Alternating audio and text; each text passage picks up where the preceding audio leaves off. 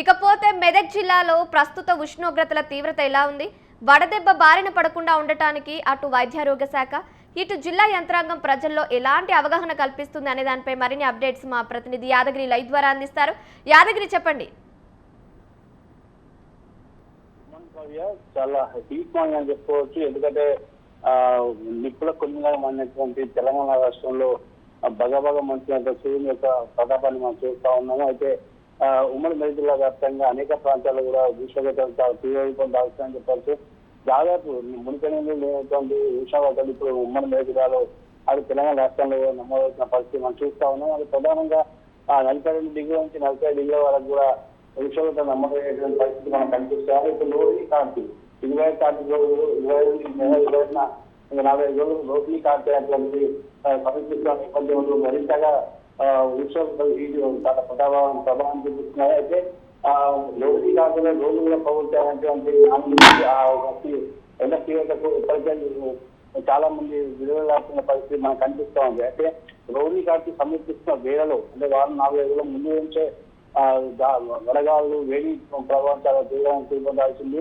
ఈ నేపథ్యంలో ఇప్పటికే అనేక మంది అస్వస్థకు గురైన ప్రాంతాలు ఉన్నాయి. అటు సిద్దిపేట కానివ్వండి, మిగతా నారాయణఖేడ్ కానివ్వండి, మారంగ ప్రాంతాల్లో అనేక ప్రాంతాల్లో కూడా దాంతోపాటు పారిశ్రామిక ప్రాంతాల్లో చాలా మంది ఈ వేడి తీవ్ర తట్టుకోలేకపోతుంది. ఇప్పటికే వడగాలు వీస్తున్నాయి, చాలా తీవ్ర స్థాయిలో వడగాలు వీస్తున్నాయి. ఉదయం 7 గంటల నుంచే తెల్లవారు లేవన్నట్టుగా సూర్యుడు తన ప్రభావం చూపిస్తూ వస్తున్నటువంటి పరిస్థితి. ఈ నేపథ్యంలో ఉదయం నుంచి కూడా సాయంత్రం 6 రోజుల్లో వేడి గాలు కానీ వెన్నంత చాలా తీవ్రంగా కనిపిస్తాను. ఈ నేపథ్యంలో ఎక్కడైతే అధికమైనటువంటి పరిస్థితి ఉన్నాయో, ఎవరికైతే ఖచ్చితంగా బయటకు వెళ్లాల్సిన అవసరం ఉంటుందో ఆ సమయంలో బయటకు వెళ్ళాలని చెప్పేసి అటు అధికారులు అటు వైద్య శాఖ సిబ్బందిగా చెప్పడం జరుగుతూ ఉంది. అయితే ఎప్పటికప్పుడు ఎండ తీవ్రత నుంచి కానీ లేకపోతే వడదెబ్బ వారిన పడకుండా ఉన్నందుకు గొడుగులు వాడాలని, అదేవిధంగా ఎప్పటికప్పుడు మంచినీటి దాహాలు వేసినా ఏదైనా ఖచ్చితంగా మంచినీళ్ళు తీసుకోవాలని, అదేవిధంగా మంచిగా తీసుకోవాలని చెప్పి అటు వైద్య బృందాలు తెలియజేస్తున్నాయి. అదే విలేజ్ లలో ఉన్నటువంటి రైతులకు కూడా సిద్ధం చేస్తాను. ఈ రానున్న కాలంలో అంటే వర్షాకాల పంటలు ఏర్పాటు చేసుకున్న క్రమంలో ఈ పంట వస్తుంది కాబట్టి నాకు సంబంధించిన పనులు చేసుకునేటప్పుడు చాలా జాగ్రత్త చేసుకోవాల్సిన అవసరం ఉంది.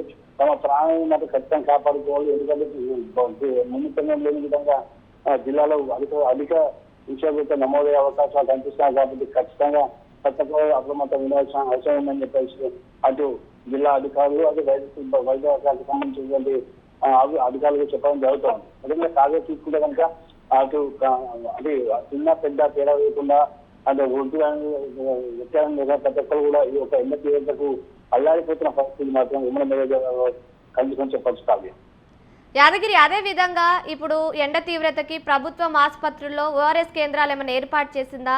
ఎలాంటి సౌకర్యాలు కనిపిస్తుంది ప్రజలకి? అంటే ప్రధానంగా ఏదైతే ఎండ తీవ్రత పెరుగుతుందో ఒక రెడ్ అలర్ట్ అంటే ఉత్తర తెలంగాణలో రెడ్ అలర్ట్ గా ఉండేటువంటి పరిస్థితులు మన వాతావరణ శాఖ సూచనలు ఇచ్చిన పరిస్థితి మనకు సమాచారం అంతా ఉంది. ఈ నేపథ్యంలో ఉత్తర తెలంగాణ మొత్తం కూడా మిగతా అన్ని ప్రాంతాలు కూడా చాలా అప్రమత్తంగా ఉండాల్సిన అవసరం ఉందని చెప్పి ఇప్పటికే ఉన్నతాధికారులు చెప్పడం జరిగింది. అయితే ఏదైతే వడదెబ్బ పదకొండు ఓఆర్ఎస్ కొన్ని ప్రాంతాల్లో కొన్ని పిహెచ్సిలో ఏర్పాటు చేయడం జరిగింది. అదేవిధంగా అంబలి కేంద్రాలు మిగతా స్వచ్ఛంద సంస్థలు ముందుకు వచ్చి తమకు బాధ్యత వహిస్తూ చలి కేంద్రాలు అదేవిధంగా అంబలి కేంద్రాలను కూడా ఏర్పాటు చేయడం జరిగింది.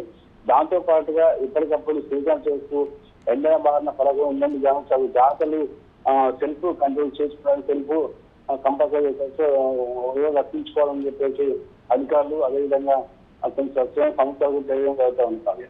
Thank you Yadagiri, thank you for the updates.